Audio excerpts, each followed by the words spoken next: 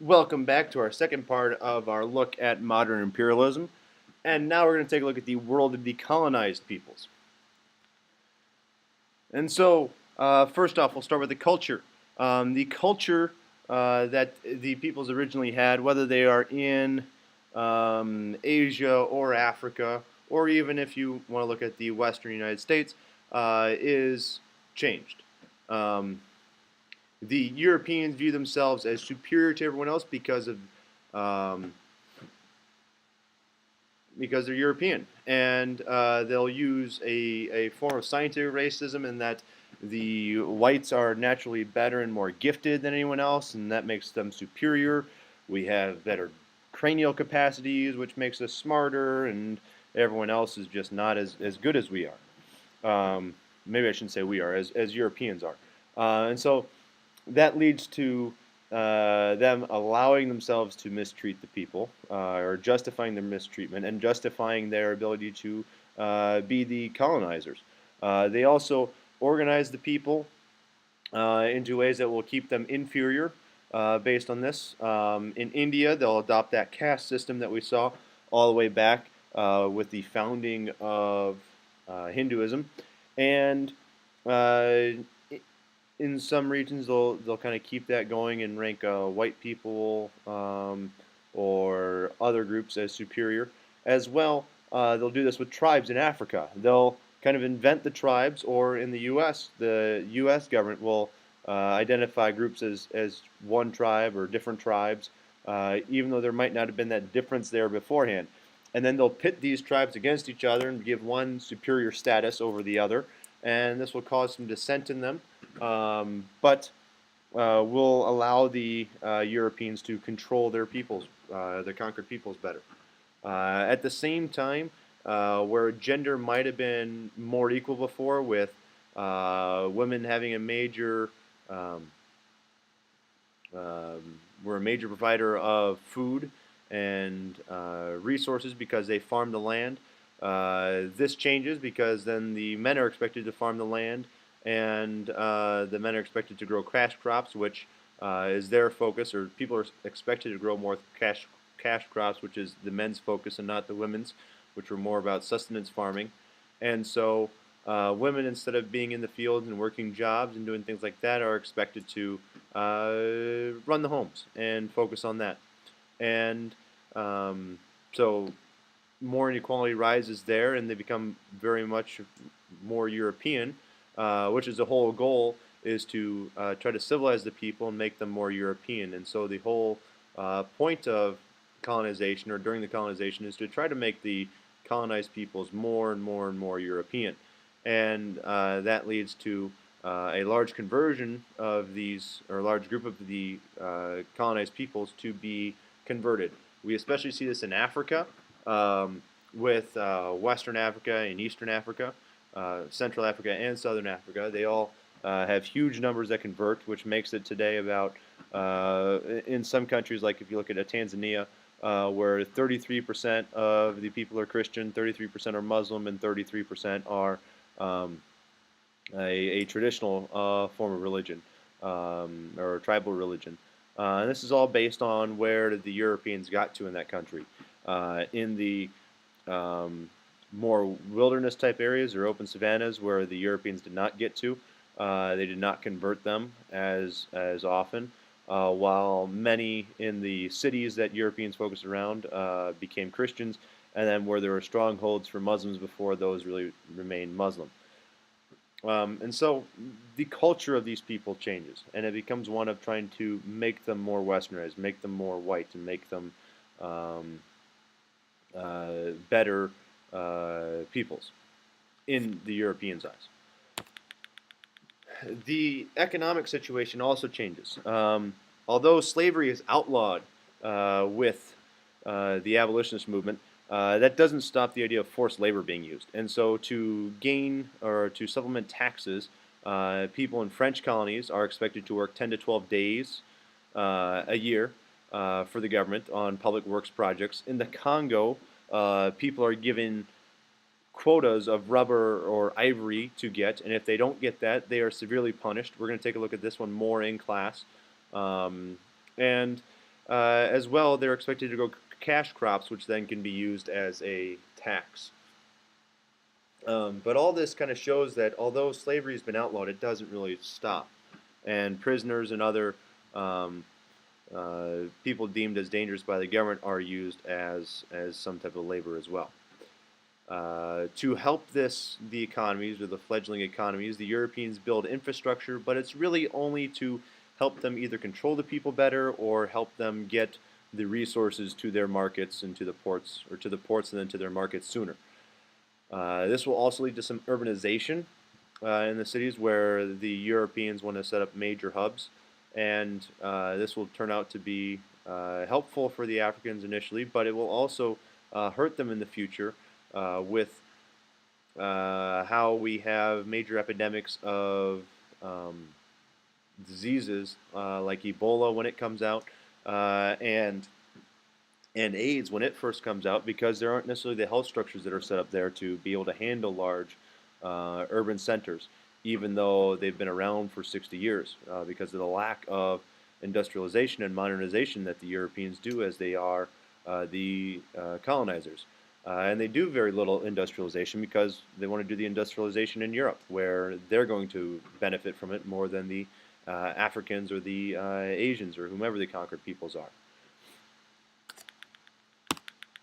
And so, with all this going on, this leads to some groups deciding to cooperate with the Europeans, while others decide to rebel. And so, the ones that cooperate will become more and more westernized. They will follow the fashions of that country. As you can see up there in the top left, that is a guy named Mahatma Gandhi. And he will eventually be part of the rebellion side, but early on in his life, he very much tried to be as westernized as possible until I realized that no matter how Western he became, he wasn't going to become one of the Europeans. And but they will try to follow the fashion. They will learn the language. They will gain a Western education, and they will become the leaders of their countries, and will set them up for when the decolonization happens to succeed as best as possible. Uh, some of these groups will gain some power and become parts of the government, but they will never really fully run the government or anything like that. And they're the ones that will support the modernization of the country and will be a major source in the help for that. On the other hand, there are many rebellions that come about because of the inequality, the racism, whether it's scientific or not. For example, apartheid in South Africa leads to a lot of problems and a lot of dissent and anger between the groups. And so that will lead to some rebellions. The lack of autonomy and a heavy tax structure really upsets people, just as it did the Europeans when the kings did it, and the French Revolution happened because of that, or the American Revolution happened because of that. And the ideas of forced labor, even though slavery was outlawed, really upset them as well. And so um, these problems, these rebellions will come about with the Sepoy Rebellion, or the Sepoy Revolt in India in 1857. We'll also see the Boxer Rebellion in China to try to resist some of these westernization practices. And in both cases, or in all these cases, they are pretty quickly shot down and stopped. Um, the Sepoy Rebellion, in particular, the British soldiers outnumbered or the Indian British soldiers outnumbered the British, but the British quickly reacted to it and squashed the rebellion, even though the causes might have been just in that the troops were being forced to eat animal grease when they were loading a cartridge. The British didn't care about their concerns and didn't take it into account when they were creating their um, weapons and other items for them. And so that led to the rebellion. And however, again, the British crush it, and they set up a more direct control of India versus the East India Company controlling it, and are very much, are very, uh, become stricter with their rule of the um, Indians. And so this isn't something that's just only happens in India. The Sepoy Rebellion is a great example. The Boxer Rebellion as well in China is a good one to see, about how some of the Chinese try to avoid or resist the influence of the Europeans. But again, these aren't really successful. The powers to be in Europe are not going to let these rebellions happen and have the power and will to put them in their what they see as their place. Now, the last two bits, or the last bits we're going to do here is we're going to look at a comparison of the early imperialism to the modern imperialism, and we're also going to look at how the colonies were treated and expected to act compared to how the European countries acted in their home countries. First off here, the first European colonies were about 200 years before this, and were all in the Western Hemisphere primarily, other than a few ports here and there in Asia, but the main focus was on the Americas, and primarily it was Spain and Portugal. However, they disappear, and the shift focus is from the Americas, or the focus shifts from the Americas to Africa and Asia, with France and England, or Britain, being the major players, but also many more Europeans get involved, like Germany, Italy, Belgium, the United States, and Japan. And a couple of the major differences here are that the native populations are completely decimated by the Europeans through disease and through forced labor, while the native peoples in the new imperialism that comes about are not as devastated. Sure, some die and some are tortured through the practices in those, through the forced labor practices, but there isn't a huge genocide going on as we see in the Americas. And this is also partially because the Europeans don't come in as heavily and try to take over everything. Instead, they just want to use the people and their resources, unlike in the Americas, where they tried to conquer and control everything and make it a new Spain or a new Portugal or wherever. Okay, and so some of the big things here to take away are that the second wave European empires use military force, but don't use it as much, and really threaten it more than anything else. And they preferred nonviolent takeovers, but usually had to fight in some way, but not with a huge, expensive army. As well, they always won in the end, other than in Ethiopia, where the Italians were repulsed due to, and they always won because of their superior militaries and weapons and technology. Now, here's where kind of the big differences are and the kind of ironies of the whole situation. The European nations really focus on, during this time period, becoming more democratic, being very nationalistic and looking at their country as the greatest, becoming better Christians and following the ideas in the Enlightenment and believing in humanity and equality and trying to treat each other better. And they believe in modernization and industrialization. While this becomes the complete opposite for what they do in their colonies. Instead, they are dictators for the most part, or they use dictators to control the people. They prevent any type of nationalism from rising and rebelling against them. They divide the people, and so instead of showing people are equal or people are great, they put them down and say, no, we are the greatest and you guys can't hold a candle to us. And they do not modernize, because if they modernize, then they've got competitors.